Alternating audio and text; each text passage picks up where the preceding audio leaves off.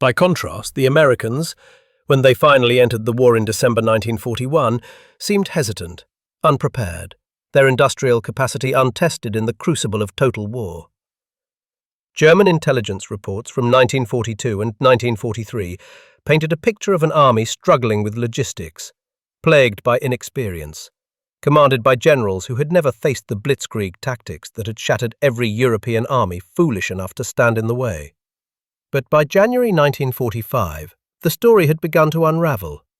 The Ardennes offensive, Hitler's desperate gamble to split the Allied forces and recapture the Belgian port of Antwerp, had failed.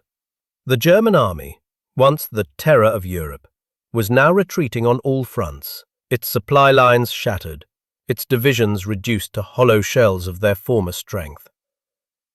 And as the Americans advanced, they brought with them something that no amount of propaganda could explain away.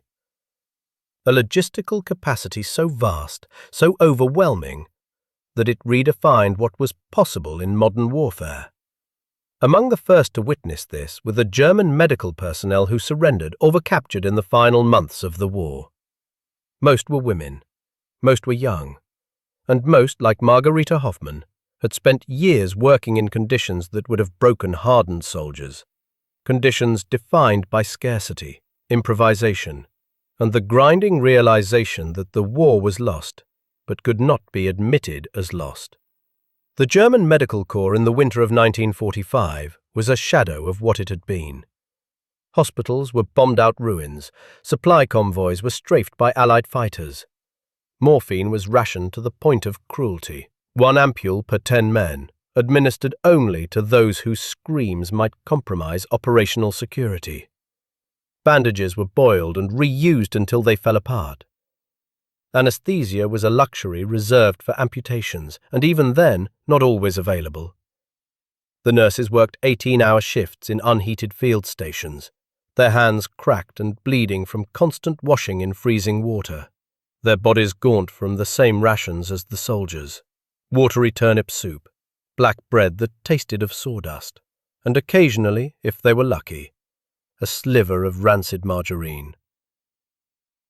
Margareta had trained in Berlin before the war, in a clean, modern hospital where the floors gleamed and the surgical theatre. She had stopped believing in victory sometime in late 1944, but she had not stopped working.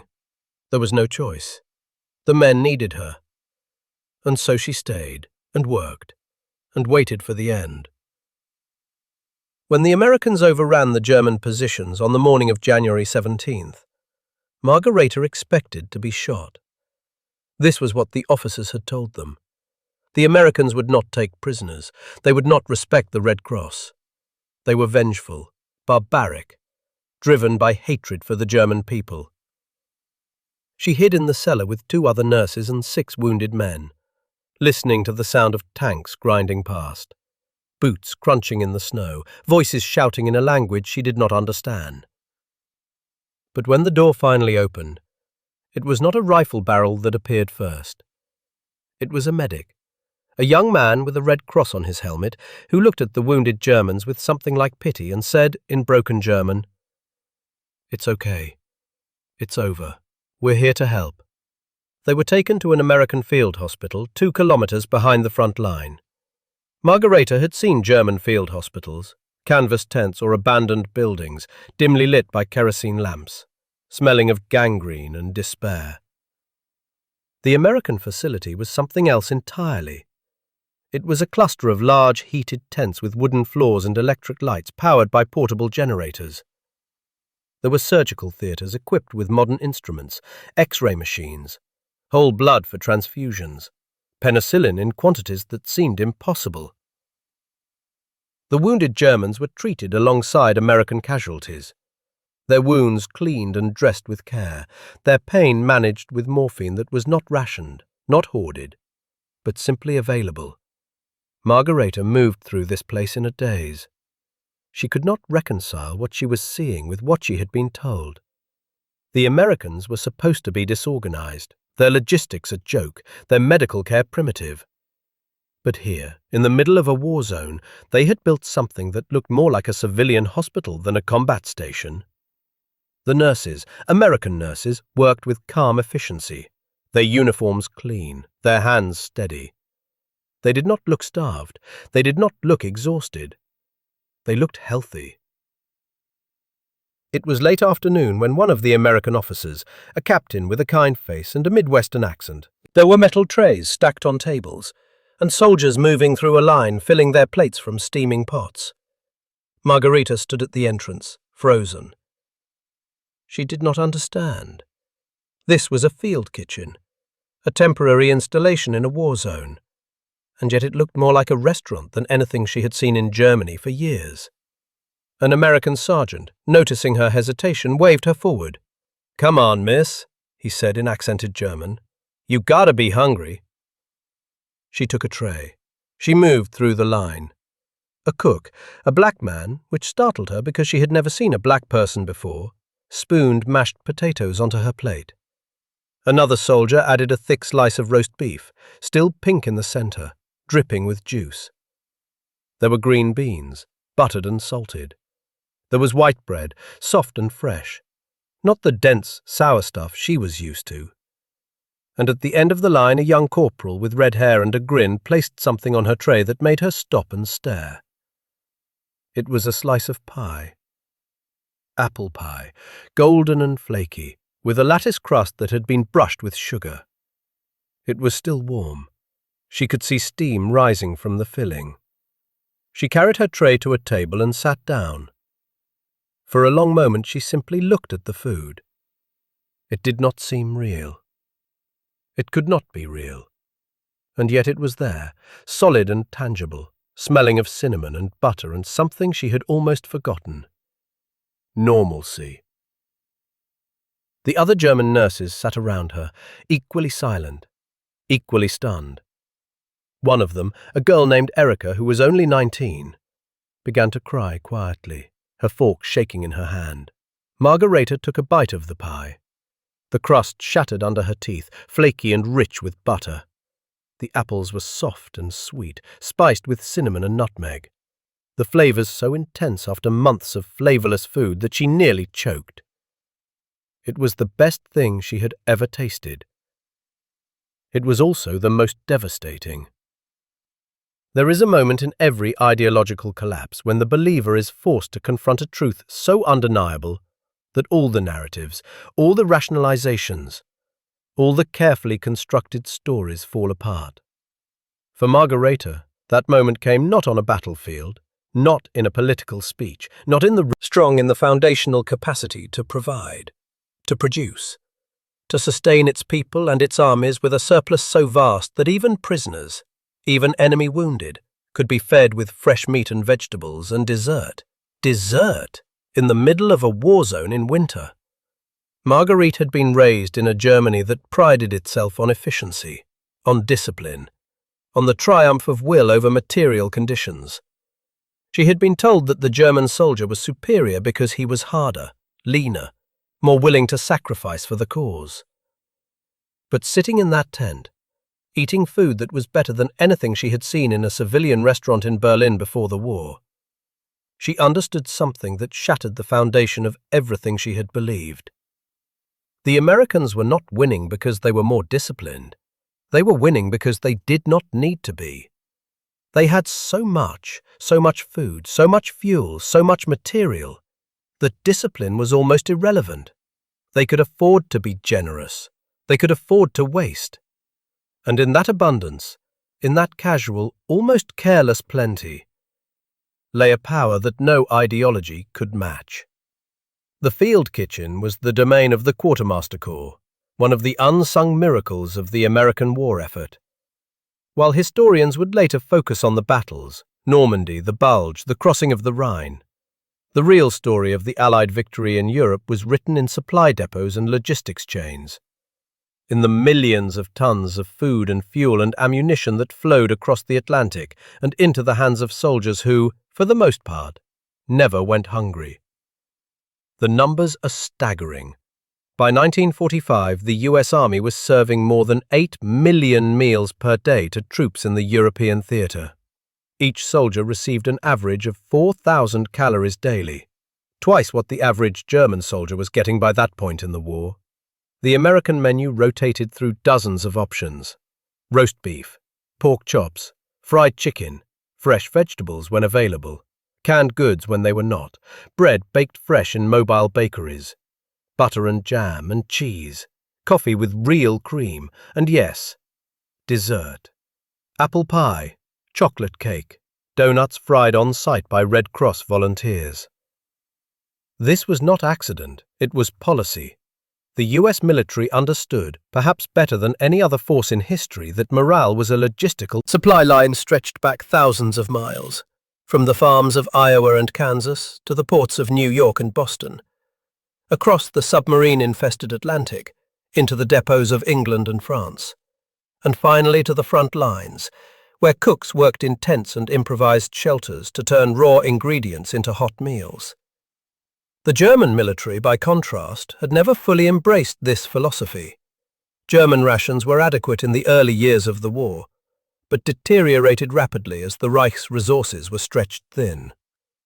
By 1944, the average German soldier was subsisting on rations that would have been considered inadequate even by the standards of World War I. Ersatz coffee made from acorns, bread adulterated with sawdust, thin soups made from turnips and potatoes. Officers ate better, of course, but even they were feeling the pinch. One German general, captured in early 1945, remarked to his American interrogators that he had not tasted real coffee in more than a year. For the German nurses, the contrast was even more jarring. They had spent years making do with less, improvising, stretching supplies until there was nothing left to stretch. And now, suddenly, they were in a place where scarcity did not exist, where the cooks did not hoard ingredients, where food was served in portions so large that soldiers sometimes could not finish them, where pie, a luxury, a dessert, something entirely unnecessary, was simply part of the meal. Margarita did not eat quickly. She could not. Her stomach, shrunken from months of inadequate food, could not handle the richness. She took small bites, chewing slowly, her mind struggling to process what was happening. Around her, the American soldiers ate with casual indifference, talking and laughing, scraping their plates clean and going back for seconds. One young private, noticing that Margarita had not touched her bread, asked if she wanted his. She shook her head, unable to speak. The symbolism was inescapable. The pie, golden, warm, abundant, represented everything the Nazi ideology had rejected. It was the product of a democracy, of a system that prioritized individual well-being over collective sacrifice, that believed in prosperity rather than austerity, that saw abundance as strength rather than decadence. It was the antithesis of the Spartan ideal. This was real, and it was being given to her, an enemy, without hesitation, without malice, without the expectation of gratitude or submission. Later, when the war was over, and she was processed through the POW system and eventually returned to Germany, Margareta would try to explain this moment to friends and family. She would struggle to find the words.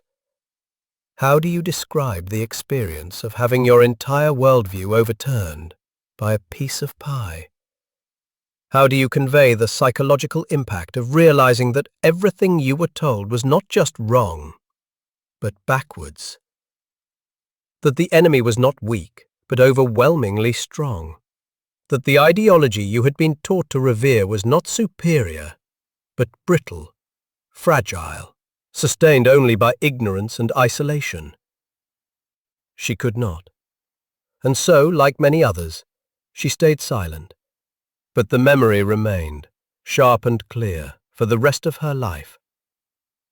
The tent, the warmth, the smell of cinnamon and apples, the American corporal's easy grin, the overwhelming realization that she had been lied to, and that the lie had cost her everything. The phenomenon Margarita experienced was not unique. Across the European and Pacific theatres, German and Japanese personnel, soldiers, nurses, prisoners of war, encountered American abundance with the same shocked incomprehension. The testimonies are remarkably consistent. A German officer captured in North Africa wrote in his diary that the American camp where he was held served meals that were better than anything he had eaten as a civilian before the war. A Japanese soldier, taken prisoner in the Philippines, later recalled that the American guards gave him white rice, canned peaches, and chocolate, foods he had not tasted in years, foods that most Japanese civilians could only dream of. There are photographs from these encounters, though they are not widely known. One, taken in a POW camp in France in March 1945, shows a group of German prisoners lined up at an American mess hall. Their expressions are difficult to read, confusion perhaps, or disbelief. They are thin, hollow-cheeked, their uniforms hanging loose on their frames. The American cook, by contrast, is healthy and well-fed, scooping food onto their plates with an expression of bored routine. The Allied occupation forces had set up soup kitchens to prevent mass famine, but even these were overwhelmed by the scale of the need. Margarita found work in a makeshift hospital in the British sector, treating civilians and former soldiers, many of whom were suffering from malnutrition and disease. She did not speak about the American field kitchen, not at first. The memory was too raw, too painful. But as the months passed and Germany began the slow, agonizing process of reconstruction, she found herself thinking about it more and more. About the warmth of that tent, about the casual efficiency of the cooks, about the pie and what it represented. In 1947, during the early days of the Marshall Plan, when American food aid began to flow into Germany in quantities that literally saved millions from starvation, Margarita was working in a displaced persons camp outside Hamburg. The Americans had set up a distribution center, and she watched as sacks of flour and canned meat and powdered milk were unloaded from trucks and handed out to skeletal survivors. One of the American workers, a young woman from the Red Cross, offered Margarita a cup of coffee, real coffee, not ersatz, and a donut. Margarita took them, and as she sipped the coffee and bit into the sweet fried dough, she felt something break inside her. She began to cry, and she could not stop. The Red Cross worker, alarmed, asked if she was all right. Margarita nodded, unable to speak. How could she explain? How could she tell this young American woman that the coffee and the donut were not just food, but proof of a truth she had spent 2 years trying to avoid? That the Americans had not just won the war, they had been right. That their system, messy, chaotic, individualistic, democratic, was not decadent but strong. That abundance was not a weakness but the ultimate strength. She could not. And so she simply said, "Thank you," and walked away, holding the coffee in both hands, feeling its warmth seep into her frozen fingers. The story of the pie is not well known. It does not appear in most histories of World War II. There are no monuments to the Quartermaster Corps, no films celebrating the cooks who served thousands of meals under fire. But for those who were there, for the German nurses and Japanese soldiers and Italian prisoners who encountered America, it was the instant when a young woman, exhausted and disillusioned, holding a fork in a warm tent, understood that everything she had been taught was wrong. That the enemy was not weak but incomprehensibly strong. That the war was not lost on the battlefield but in the factory, the farm, the supply depot. That freedom and democracy were not abstractions but concrete realities, measurable in calories and crates and slices of warm apple pie served without hesitation to those who had, until very recently, been trying to kill you. This was the power of abundance. Not just the material fact of it, but the generosity it enabled. The Americans could afford to be kind because they had enough to be kind with. They did not need to hoard or ration or sacrifice. They could simply give. And in that giving, they demonstrated a strength that no amount of propaganda could diminish. Margarita Hoffmann lived until 1987. She never married, never had children. She spent her post-war years working in hospitals and clinics across West Germany, helping to rebuild a medical system that had been shattered by the war. In her later years, she gave occasional interviews to historians interested in the experiences of German medical personnel during the war. She spoke about the conditions in the field hospitals, about the shortages, about the wounded men she had tried and often failed to save.